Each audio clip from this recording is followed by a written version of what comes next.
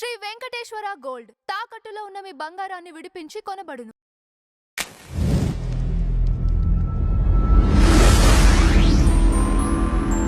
నమస్కారం రాజేష్ గారు. నమస్కారం. ఈ మధ్య మీరు గమనించినట్టయితే కొంతమంది వైసీపీ నాయకులు ఉత్తరాంధ్రకి కూటమి అన్యాయం చేస్తుంది, దీని మీద మేము ఉద్యమం చేస్తామని చెప్పేసి రకరకాల పోస్టులు వైరల్ అవుతున్నాయండి.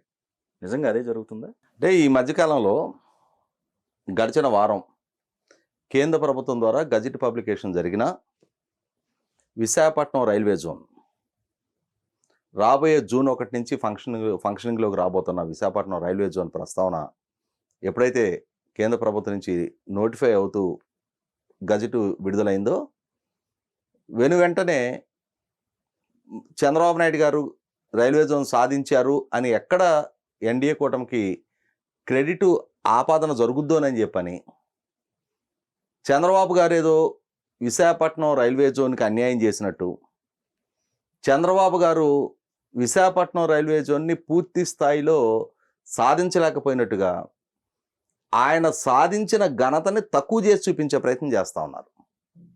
ఎవరు చేస్తున్నారు? చంద్రబాబు నాయుడు గారు నిలువెత్తు బంగారం ఇచ్చినా, అరే నిలువెత్తు ఎక్కడిచ్చావు, ఇంకొక చిన్నం తగ్గింది అని చెప్పని వంకలు పెట్టే బ్యాచ్ ఒకళ్ళు ఉన్నారు. అరే మనకి ఇంత స్థాయిలో మేలు చేశాడే అని చెప్పని ఆయన కీర్తిని పొగడకపోగా ఏదో ఒక రకమైన వంకలు పెట్టాలి అని చెప్పని చూసేది ఎవరు? YCP party, YCP social media, వాళ్ళ మెయిన్ మీడియా, వాళ్ళ ద్వారా పెంచి పోషించబడే కొందరు కిరాయి మేధావులు, వాళ్ళ యూట్యూబర్సు, ఇటువంటి వాళ్ళు ఒక సమూహం ఉన్నారు. వాళ్ళే పర్యావరణవేత్తలు అంటారు, ఆ ప్రాంతీయ మేధావుల ఫోరాలు అంటారు. రకరకాల ముసుగుల్లో జగన్మోహన్ రెడ్డి చేత పెంచి పోషించబడుతున్న వర్గం కొంతమంది ఉన్నారు. ఇవాళ ఆంధ్రప్రదేశ్ రాష్ట్ర విభజన జరిగిన నాడు రాష్ట్ర విభజన చట్టంలో ఆంధ్రప్రదేశ్ రాష్ట్రానికి ఒక డెడికేటెడ్ రైల్వే జోన్ ఏర్పాటు చేస్తామనేది విభజన చట్ట హామీల్లో మెన్షన్ చేయబడింది. ఇక్కడ గమనించుకోవాల్సింది ఏంటంటే, రాష్ట్ర విభజనకు పూర్వం ఇవాళ ఉన్న ఆంధ్ర ప్రాంతం ప్రధానంగా విజయవాడ, గుంటూరు, గుంతకల్లు డివిజన్లు. విశాఖపట్నం డివిజన్ వచ్చేటప్పటికి వాల్తేరు డివిజన్ అనేవాళ్ళు దాన్ని. అది తూర్పు రైల్వేలో ఉండేది, అంటే ఒరిస్సా కేంద్రంగా ఉన్న తూర్పు రైల్వేలో భాగంగా ఉండేది. కానీ సౌత్ ఈస్ట్ కోస్ట్లో ఉండేది. అది మనకి south central railway head quarters సికింద్రాబాద్లో ఉంటుంది. విజయవాడ, గుంటూరు, గుంతకల్లు 3 డివిజన్లు.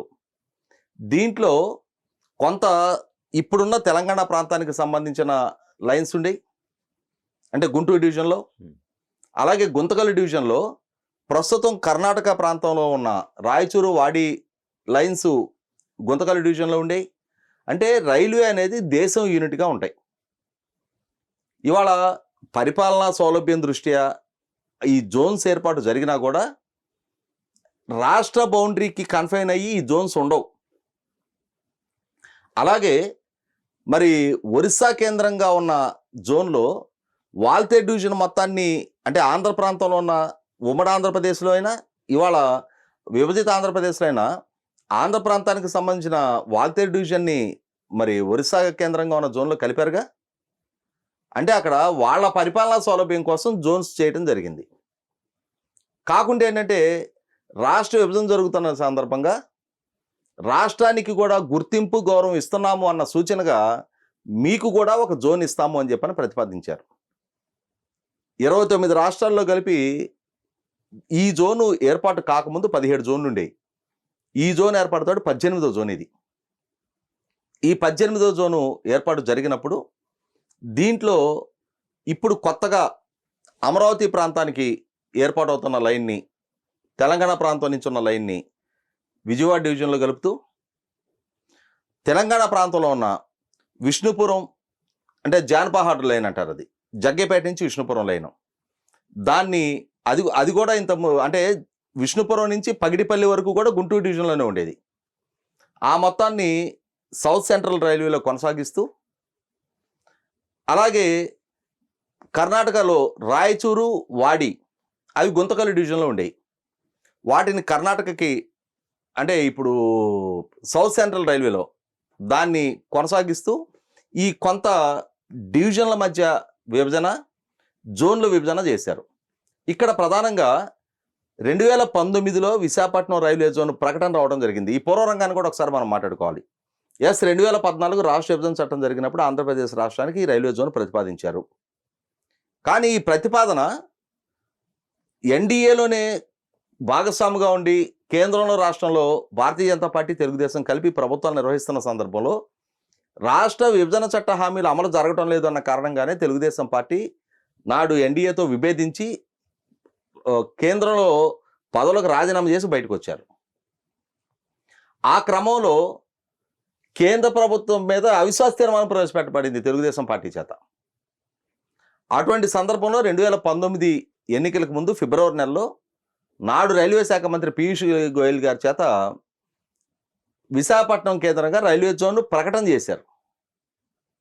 ఈ ప్రకటన చేసిన క్రమంలో వాల్తేరు డివిజన్ మొత్తాన్ని ఈ ఆంధ్ర ప్రాంతంలో ఏర్పాటు చేయబోతున్న విశాఖపట్నం కేంద్రంగా ఏర్పాటు చేయబోతున్న జోన్ నుంచి మినహాయించారు. అసలు entire Andhra Waltair డివిజన్ని.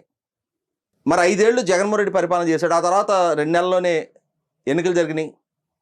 April 11 elections అయినాయి 2019లో. మరి చంద్రబాబు నాయుడు గారి నాయకత్వంలో ప్రభుత్వం ఓడిపోయింది. జగన్మోహన్ రెడ్డి అధికారంలోకి రావడం జరిగింది. నాకు మెజార్టీ ఎంపీ సీట్లో ఉండి ప్రత్యేక హోదానే సాధిస్తాడు జగన్మోహన్ రెడ్డి. ఆయన మాటలు నమ్మి 22 సీట్లు ఇచ్చారు. 11 మంది రాజ్యసభ సభ్యులు ఉన్నారు ఆయనకి. మధ్యలో కొన్నాళ్ళు మొదట్లో ఆయన ప్రభుత్వం ఏర్పాటు జరిగిన సందర్భంలో కొన్నాళ్ళు తెలుగుదేశం రాజ్యసభ సభ్యులు ఉన్నా తర్వాత 11కు 11 ఆయనకే దక్కినాయి.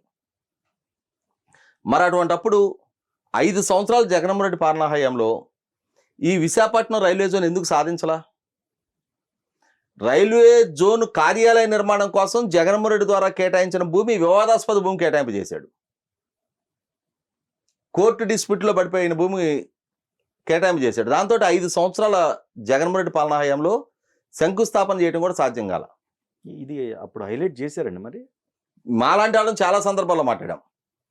అయితే మళ్ళీ ఎన్డీఏ కూటమి అధికారంలోకి వచ్చిన తర్వాత చంద్రబాబు నాయుడు గారి ప్రభుత్వం వివాదాలు లేని 53 ఎకరాలని కార్యాలయ నిర్మాణం కోసం కేటాయింపు చేస్తూ ప్రధానమంత్రి నరేంద్ర మోడీ గారు గత పర్యటనలో ఆయన చేత శంకుస్థాపన చేయించారు జోన్కి. ఓకే. ఈ శంకుస్థాపన జరిగిన క్రమంలో అసలు ఎంటైర్ వాల్తేరు డివిజను ఒరిస్సా కేంద్రంగా ఉన్న తూర్పు జోన్లో ఉన్నదాన్ని ఇప్పుడు దాన్ని 2 డివిజన్లుగా విడగొట్టారు. రాయగడ డివిజన్ ఒకటి కొత్తగా ఏర్పాటు చేస్తూ ఆంధ్ర ప్రాంతంలో ఉన్న ఈ లైన్స్ అంటే యాక్చువల్గా విశాఖపట్నం దువ్వాడ దగ్గర నుంచి మొదలుపెట్టి దువ్వాడ వరకు విజయవాడ జోన్ ఉంటుంది. దువ్వాడ దగ్గర నుంచి మీకు ఒరిస్సాలో ఛత్తీస్గఢ్లో విస్తరించున్న అతి పెద్ద డివిజను. సహజంగా మీకు ఒరిస్సా నుంచి ఛత్తీస్గఢ్ నుంచి మినరల్ వెల్త్ కేకే లైన్ అంటారు, కోరాపుట్ కెరండోల్ లైన్ అని చెప్పని. ఆ లైన్ ద్వారా చాలా ఎక్కువ మినరల్ వెల్త్ ర్యాక్స్ ట్రావెల్ అవుతూ ఉంటాయి. దేశంలోనే అత్యధిక రెవెన్యూ రైల్వేకి సంపాదించే లైన్ అది. ఆ లైను ప్రధానంగా 200 కిలోమీటర్లకు పైగా ఒరిస్సాలో ఉంటుంది, 140 కిలోమీటర్లు ఛత్తీస్గఢ్లో ఉంటుంది, 80 కిలోమీటర్లు ఆంధ్ర ప్రాంతంలో ఉంటుంది. అందుకోసం అని చెప్పని ఎక్కువ భూభాగం మహారాష్ట్రలో ఉంది కాబట్టి మాకు కలపండి అని ఒరిస్సా వాళ్ళు పట్టుపట్టారు. ఆంధ్ర ప్రాంతంలో ఉన్నదాన్ని మనకు కలపాలని మనం ఎలా పట్టుపడుతున్నామో అలాగే వాళ్ళకే ఎమోషన్స్ ఉంటే అక్కడ ఒక డివిజన్ ఏర్పాటు జరుగుతూ ఉంది. దాంతో ఆ డివిజన్ని విడగొట్టి 660 కిలోమీటర్ల వరకు రాయగఢ్ డివిజన్కి, 440 కిలోమీటర్లు విశాఖపట్నం పేరిట ఇంకొక కొత్త డివిజన్ ఏర్పాటు చేశారు. వాల్తేరు డివిజను విశాఖపట్నం డివిజన్గా రూపాంతరం చెందింది ఇప్పుడు. అంటే ఇంతకు ముందున్న వాల్తేరు డివిజన్ 2 డివిజన్లుగా మారింది.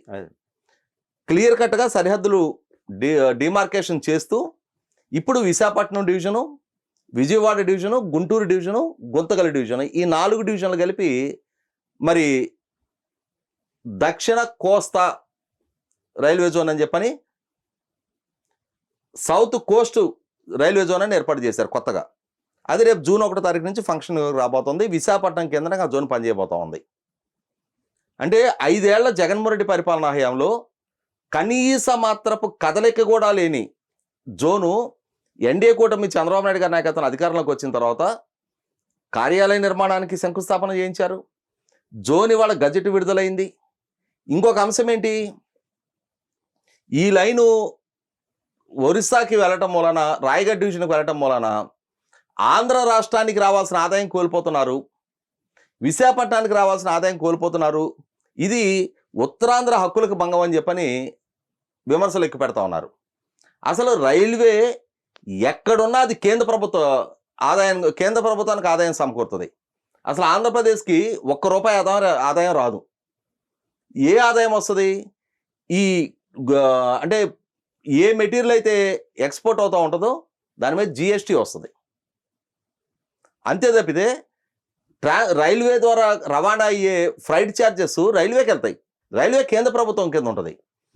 ఆంధ్ర ప్రాంతంలో ఉన్న, ఒరిస్సా ప్రాంతంలో ఉన్న దాని యజమాని కేంద్ర ప్రభుత్వం. ఆంధ్ర ప్రాంతానికి వచ్చే నష్టం ఏంటి, విశాఖపట్నానికి వచ్చే నష్టం ఏంటి? అక్కడ ఇవాళ రాష్ట్రం ప్రాతిపదిక మీద మనకు ఒక జోన్ కావాలి అని మనకు ఎలాంటి కోరిక ఉందో అటువంటి కోరికే ఒరిస్సా వాళ్ళకి కూడా ఉంటుంది. వాళ్ళ భూభాగంలో ఉన్న లైను మాకు చెందాలి అని చెప్పని వాళ్ళు కూడా కోరుకుంటూ ఉంటారు. అటువంటి దగ్గర వాళ్ళ భూభాగంలో ఉన్న లైన్ మాకు ఇవ్వలేదు, దాన్ని చంద్రబాబు సాధించలేదు అని అంటే 5 ఏళ్ల జగన్మోహన్ రెడ్డి ఏం చేశాడు?